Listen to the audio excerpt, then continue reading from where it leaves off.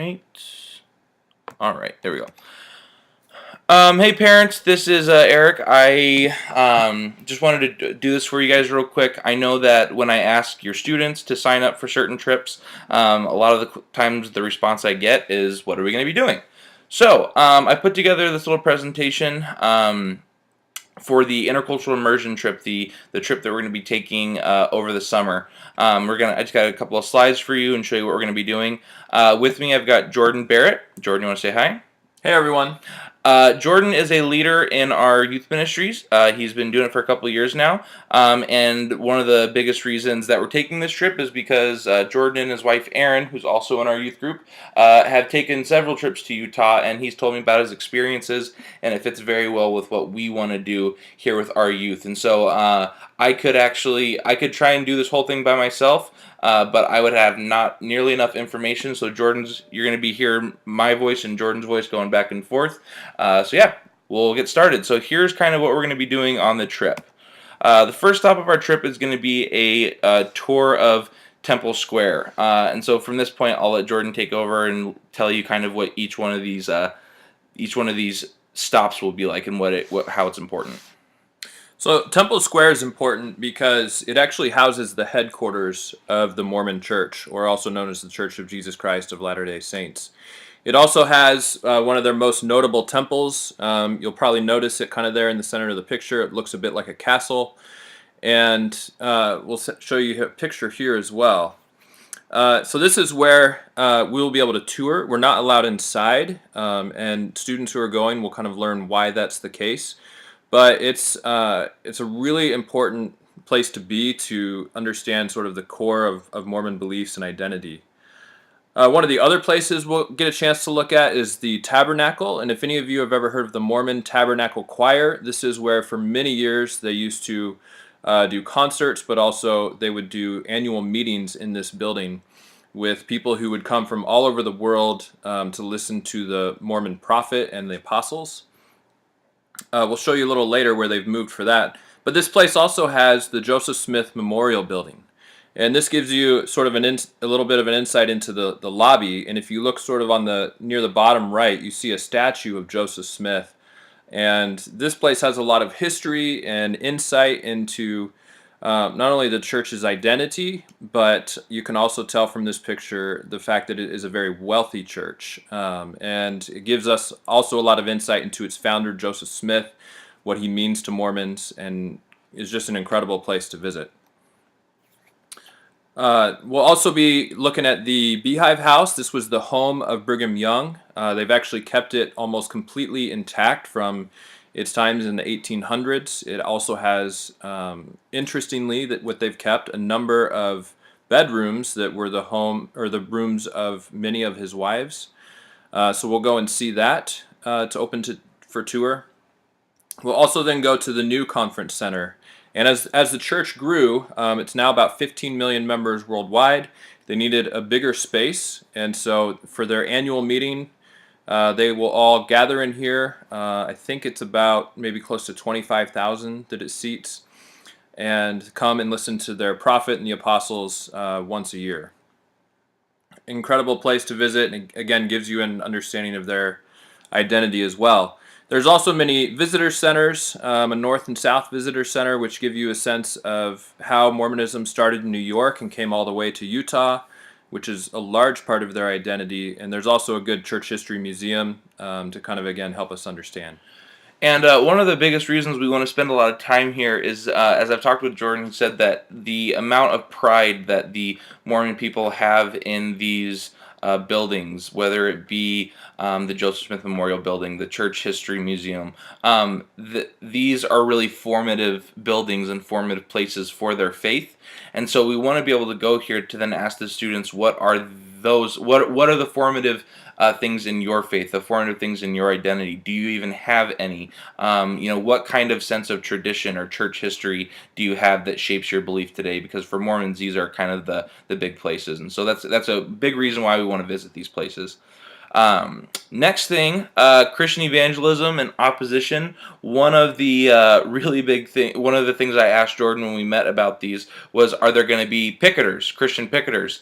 And he said, yes, there absolutely will be. And that is definitely one of the things that I really want to have our students encounter, for a few reasons. I want them to be able to just experience that because they don't see that very often here, but also I want them to almost feel a little bit uncomfortable. One of the things that kind of Jordan and I would like to do throughout the whole trip is kind of walk the line between relational and confrontational. What, when you visit someone or when you encounter someone who has a different worldview than yours, what's the best way, confrontational or relationally? And one of the things we want to try and find is a sweet spot in between one of those. So one of the best ways to do that is to meet people who are far on the confrontational side, to engage with them, to see people who are on the far relational side. So we're going to hopefully encounter some picketers, and then Jordan has the name of I put anti-Mormon organization, but yeah, I don't know if they'd call themselves that. Well, maybe they would. Yeah. But so maybe you can kind of speak of that one and then the one on the bottom here. Yeah, I myself have experienced actually doing ministry on what is known actually as the anti-Mormon side of things. It's much more street-based preaching. Yeah, sometimes there were people that would hold signs. We would pass out tracts and things of that sort. And really, what motivated a lot of it was a particular understanding of love, and it meant loving people enough to go out of your comfort zone and confront them and being willing to do that. And that to them is what love is. Greg Johnson, pictured there on the bottom right with a BYU professor, Robert Millett. He does a lot of dialogues. He doesn't like to call them debates because he doesn't want to get too strong on the confrontational side. But he goes more on the side of what he calls a relational ministry in defining love in the sense of having patience and being willing to dialogue rather than getting into debates and apologetics and other things. So there is a bit of this tension that exists out there, and the hope, as Eric was saying, is that we can have the students sense this, question how they define love in relation to evangelism and to people of other faiths, and hopefully by hearing from both different sides, we can gain some better understanding and help the students understand where they're at with those questions as well. Yeah, and it's really important to us. I know that one of the concerns or the questions might be that we're spending too much time just learning about Mormons, but this is kind of one of those opportunities for us to say, to tell you, the parents or students who are watching this, that we are we're very interested in also looking at this from a Christian perspective the entire time as well, and realizing that it's not just going there to look at Mormons as if we're window shopping and we're going to a zoo and looking at everything. We actually do want to have some engagement, and we will be bringing a lot of our own Christian worldview into the trip as well. Yeah, visit a local seminary. Jordan can tell you more about this, but some of the students here, they lament the fact that they have to come to a serve project sometimes at 9 a.m. in the morning. But the the students in Mormon families are a lot more disciplined than ours, and so Jordan, maybe you want to tell them the process of going to a seminary is like. Yeah, in a nutshell, if you grow up Mormon or become Mormon at least before high school, most committed Mormons will spend all 4 years of high school attending seminary every day in the morning before school starts. So when I lived up in Alaska, most of my Mormon friends went to the local ward. That's what they call their churches, and they showed up there at 6 a.m. in the snow, in the dark of winter, and so forth. And they would spend those 4 years going over the Old Testament, the New Testament, the Book of Mormon, their Doctrine and Covenants, and Pearl of Great Price, and that's all of their scriptures, as well as church history.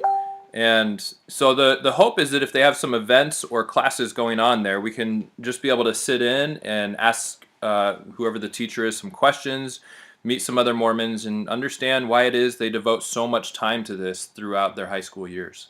Yeah, and so this is really going to be dependent on whether or not classes are in session, since we will be going there during summer. So if there is this is something that we'd really like the students to be a part of, to see what does it look like to be engaged in a different worldview. But really, it's all going to be dependent on whether or not classes are actually in session.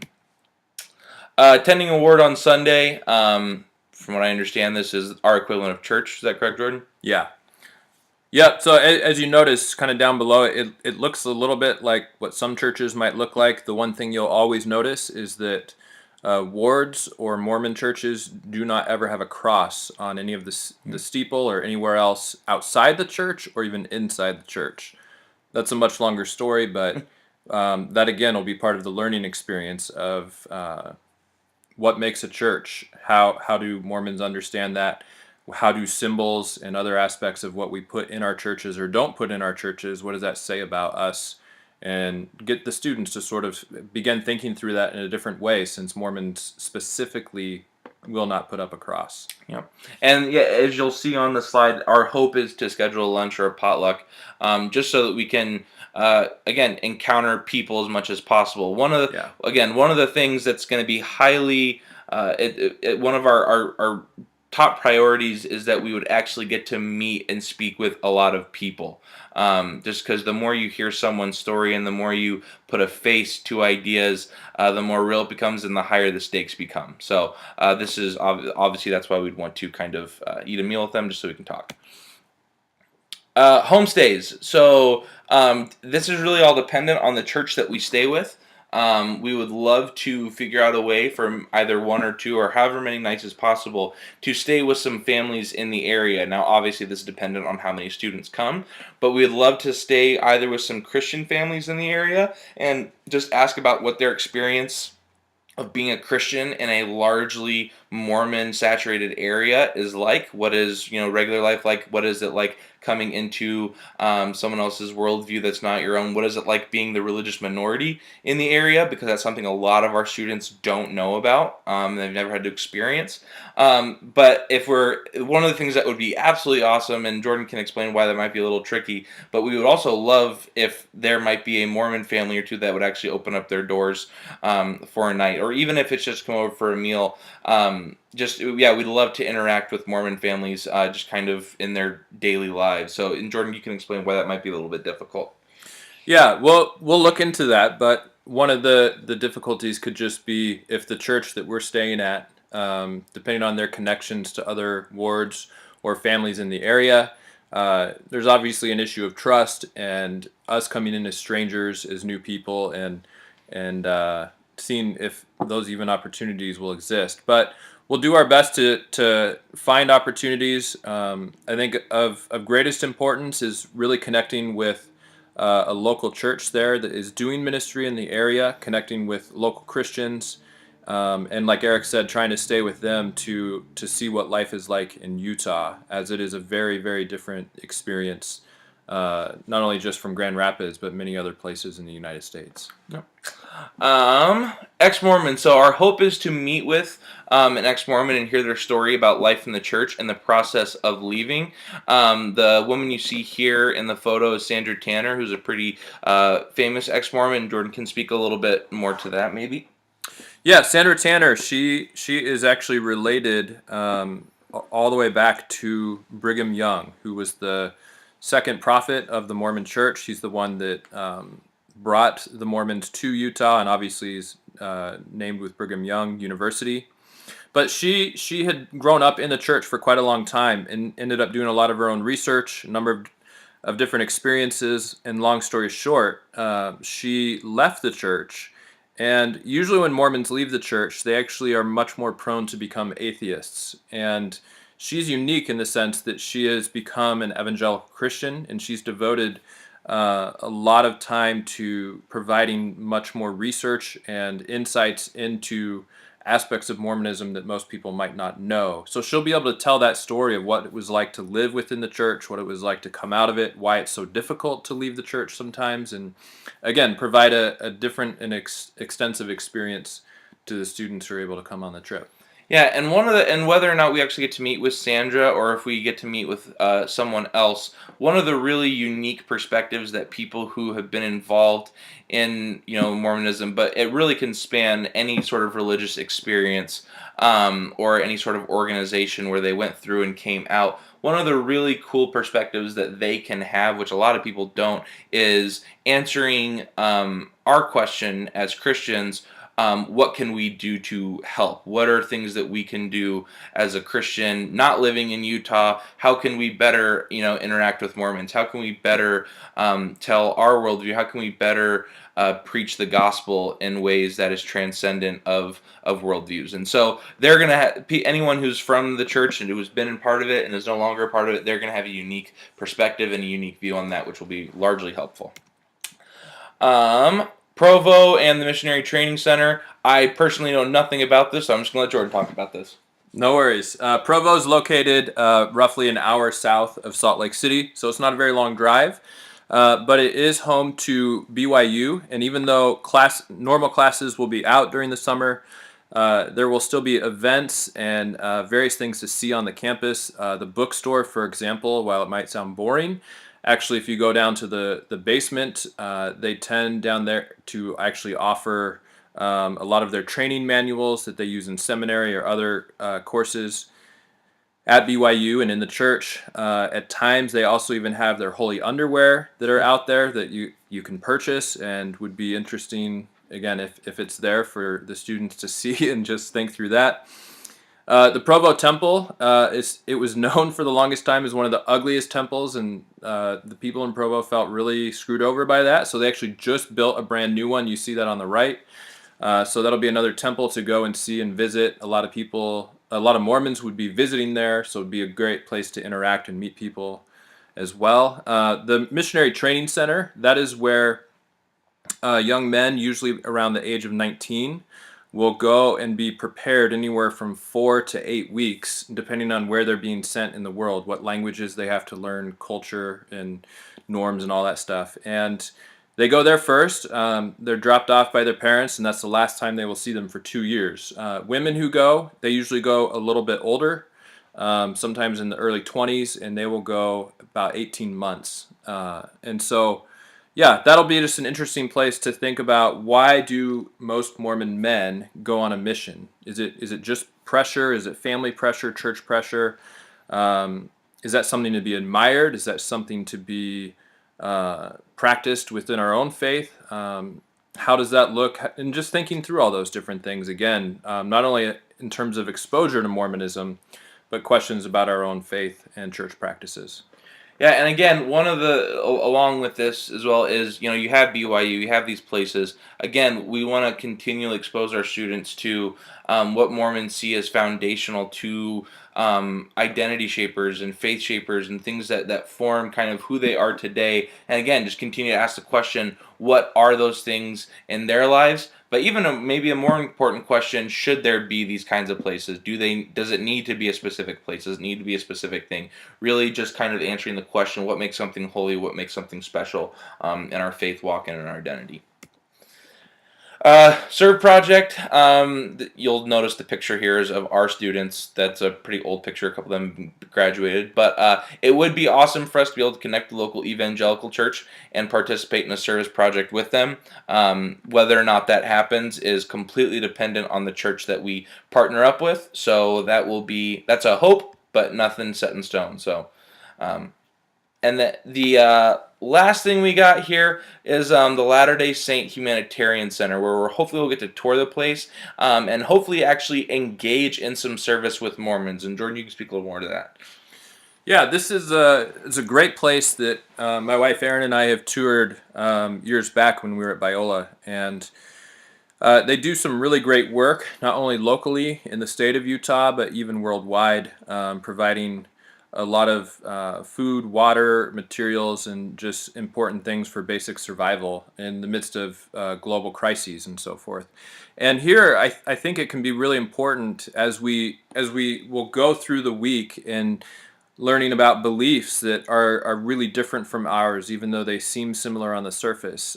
Seeing different aspects of families that look really important and things that we might want to imitate, but also we're starting to wonder where the motivations and so forth to at least come here. And if we feel a lot of difference from the Mormons, I think coming here and realizing at bare minimum, if not hopefully a little bit more, we can see that we can work together with them towards the good of others in this world. And we can see that even though we do have important differences in our faith, that these people are in some ways trying to love others in this world. So we want to be careful to not allow our students to think that Mormons are completely bad or heretics, and that's all they are. We'll explore those problems, but this, I think, can be a positive insight into good work that they're doing. Yeah. And one of the things that's not on the slide here, or the presentation that we will, and I'm not sure what it is yet, but we do want to have a debrief day or day and a half where we can just get away from everything and just really process through a lot of this stuff. And a good majority of the trip, towards the latter half of the day or whenever it's going to be, is there's going to be a heavy debrief and heavy processing part of the trip. We don't just want to expose students to stuff and say, all right, now figure it out. We'll be leading them through a lot of that. So what's our goal? Ultimately, I can summarize it in a few things. First and foremost, we want your students to be exposed to worldviews that they're unfamiliar with. Not because we want to give them other options. The last thing that we want to do is have your student come to Utah and then they get home and say, all right, I want to be a Mormon now. That is certainly not what we're trying to do by any stretch of the imagination. We want your student to be exposed to different worldviews simply because if they leave West Michigan, and I know that you as the parent might say that's never going to happen, but if and when it does happen, they will be exposed to a different worldview than a Reformed Christian one that they're mostly familiar with. And so we want to give them that opportunity early in life when they're surrounded with peers that they're comfortable with and also youth leaders that they're comfortable with, and to kind of process what that shock might look like. But secondly, I'm just really, one of the things that I'm really looking forward to on this trip is to have students engage with and talk with people who are Mormon, and then have them realize that we do not look a whole heck of a lot different. In fact, we don't have the exact numbers, so we won't say it, but Jordan has talked to me and said that there's an alarming amount of Mormons today who are who have converted from Christianity to Mormonism.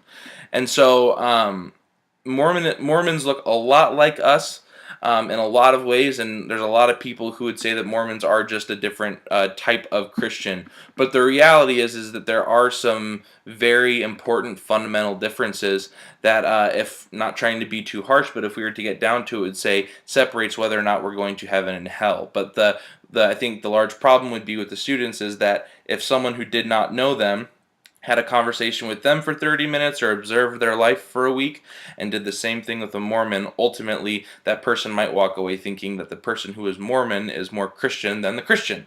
And so one of the biggest goals is for our students to ask these questions. Why is what I say I believe important? What makes something holy? What makes something special? Why do I believe what I believe? And really just answer those basic fundamental questions about theology and about life and about their journey with God. And really, more than anything, why Jesus is so important and central to their faith. And so those are really some of the big goals. And again, we're not going to be going to Utah and looking at Mormons as if we're going to a zoo. We do want to engage with them, and we really want to learn from them, but not learn, again, how to be Mormons, but to learn how to be better Christians. Christians who take what they say they believe seriously, but also are able to be gentle and compassionate enough to be able to engage with people that have differing worldviews. So, I don't know if you have anything, Jordan. Sounds great. Yeah, Well so stated. hope that was helpful for you. If you have any questions, email me, call, whatever. I would be happy to answer any questions, but hopefully this is helpful for you guys. So have a great day, and God bless.